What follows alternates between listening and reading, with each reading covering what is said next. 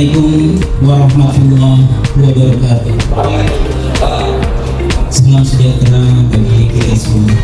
Pertama-tama kami ucapkan terima kasih atas kehadiran Bapak Ibu warga tersebut, ahli ulama dan juga para tokoh masyarakat. Kami ucapkan terima kasih juga atas kehadiran dari tim Jasis Kelurahan Pasangkaran. Kami mengingatkan pada warga juga ya, terutama untuk siang hari di mana pada saat sepi ya, yang bapak-bapak sekalian bekerja, ibu-ibu mungkin juga setelah capek di rumah istirahat, itu pernah kami dapati orang-orang yang masuk ke lingkungan kita ya, dan orang-orang yang mencurigakan. Jadi kalau ada bapak ibu sekalian yang hal tersebut, segera juga berikan informasi kepada kami.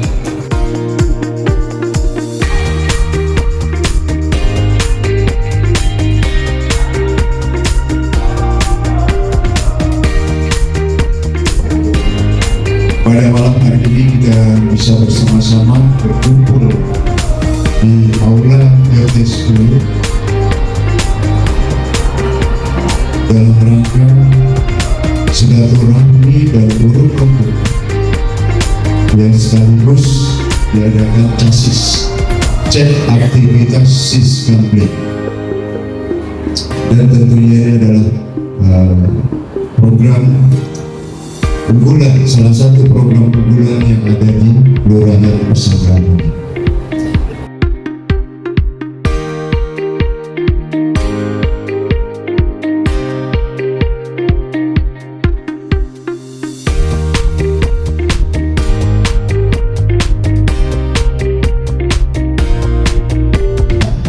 RT 10 dihadiri lengkap semua yang ada di pemerintahan Kelurahan Pasangkaran. Ini karena RT 10 yang pegang. Apa tujuannya pada malam hari ini? Kumpul semua adalah mau menjawab keluh kesah, pertanyaan, unek-unek di dalam hati Bapak Ibu sekalian. Ilham, berdiri Mas. Orangnya kecil, tapi ini sudah tingkat nasional.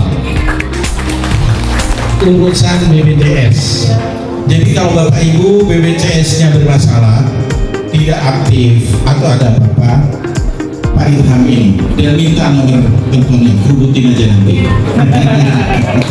Jadi urusan BPJS, beliau bahkan saya dari Cilacap, ada orang Cilacap bermasalah BPJS-nya, minta bantu ke Jakarta melalui Pak Ilham, sukses.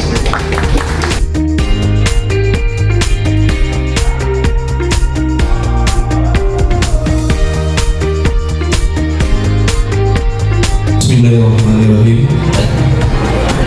Assalamualaikum warahmatullahi wabarakatuh. Alhamdulillahillazi wassalatu wassalamu ala asrofil anbiya'i wal mursalin wa ala alihi wa sahbihi ajma'in. Amma ba'du. CASIS ini adalah cek aktivitas Siskamling, yang mana kegiatan ini sebenarnya diinisiasi oleh teman-teman FKDR, khususnya Ketua FKDR Kelurahan Pasangkaran Bang Ilham, bahwa perlu dilaksanakan suatu kegiatan yang awalnya kita monitoring kegiatan-kegiatan Siskamling yang ada di wilayah Kelurahan Pasangkaran, tapi makin kesini semakin berkembang dengan melibatkan teman-teman dari Damkar sebagai narasumber, dari teman-teman dari BPBD, teman-teman dari BNN terkait dengan narkoba, dan juga teman-teman dari Pendansos. Mungkin itu inti dari kegiatan yang kami bawa dari Kelurahan Pasangkaran pada malam ini, yang berdampingan dengan kegiatan silaturahmi dari RT 10 dengan warga RT 10. Mungkin itu saja sebagai pembuka dari kami. Nanti ada paparan dari teman-teman tim CASIS, baik dari Damkar, BPBD, dan BNN dan Pendansos. Mungkin kalau ada yang Bapak Ibu ragu atau mau bertanyakan, silakan dipertanyakan. Begitu saja sebagai pembuka dari kami. Terlebih kurang kami mohon maaf. Wabillahi taufiq wal hidayah. Wassalamualaikum warahmatullahi wabarakatuh.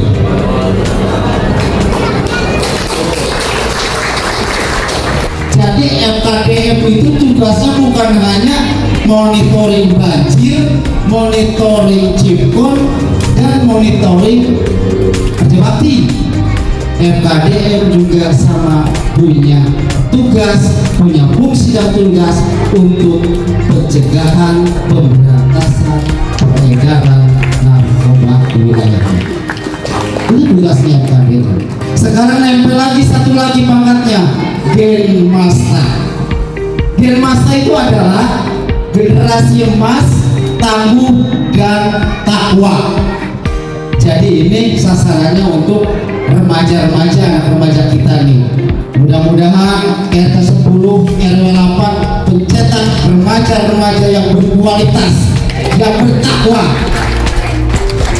Ya, jadi ke depan remaja-remaja RT 10 ini remaja-remaja yang punya potensi dan berprestasi di bidang apa saja.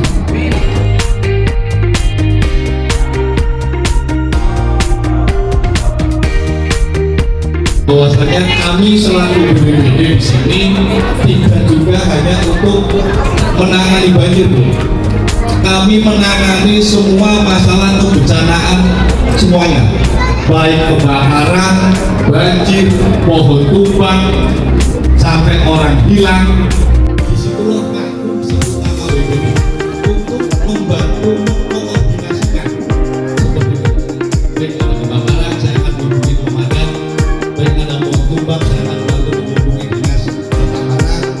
Kalau ada sampai orang tenggelam, pertama yang akan menolong untuk penyelamatan.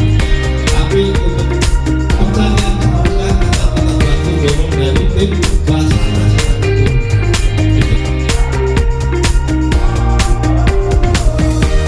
Di DKI ini kan banyak program terkait masalah bantuan sosial. Ada yang namanya KJP, kartu jalan pintar bukan sekolah. Ada yang namanya kartu jalan mahasiswa bukan itu yang untuk mahasiswa. Terus ada yang namanya kartu lansia Jakarta. Terus ada yang namanya kartu penyandang disabilitas Jakarta. Terus ada yang namanya program baru kartu anak Jakarta. Terus biar mendapatkan itu semua gimana sih Mas? Pertanyaannya itu harus DTKS. Mungkin Bapak Ibu dan pada tahu apa itu DTKS. DTKS adalah Data Terpadu Kesejahteraan Sosial. Jadi kalau misalkan ada yang Bapak atau Ibu di sini yang lansia, oh saya belum dapat bantuan lansia, padahal saya udah lansia. Nah di situ mungkin Bapak belum masuk data DTKS. Dan di situ juga harus dilihat juga Pak, apakah Bapak itu pensiunan atau bukan, apakah anak yang tadi di sini sama Pak RT ada yang memiliki mobil atau bukan. Terus satu lagi yang tidak bisa mendapatkan bantuan itu adalah NJOP rumahnya di atas 1M.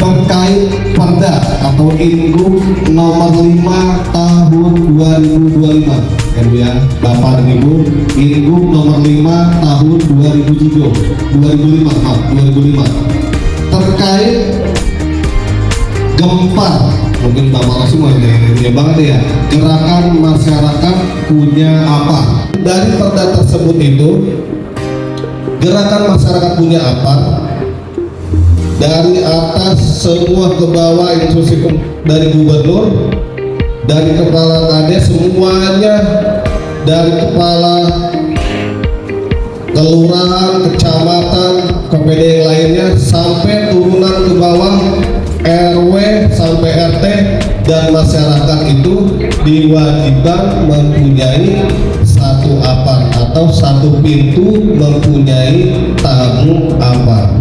Karena untuk mempermudah terjadinya kebakaran dini, Bapak dan Ibu bisa menggunakan memadamkan sendiri. Kalau sudah besar itu sudah ranahnya dan Apa? ya. Terjadinya api itu ada 3 unsur. Pertama, karena adanya bahan. Kedua, karena adanya oksigen. Ketiga, karena adanya panas. Bahan itu entah padat, cair, ataupun gas.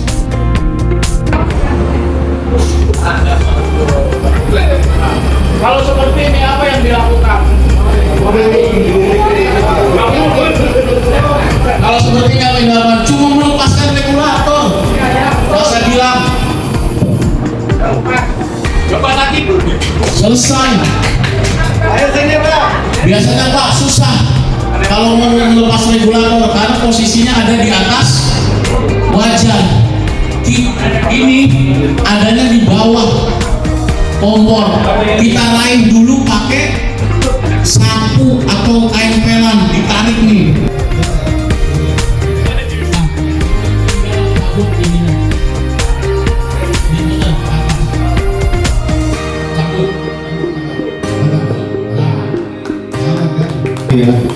Pasang regulator, jangan seperti ini Pak.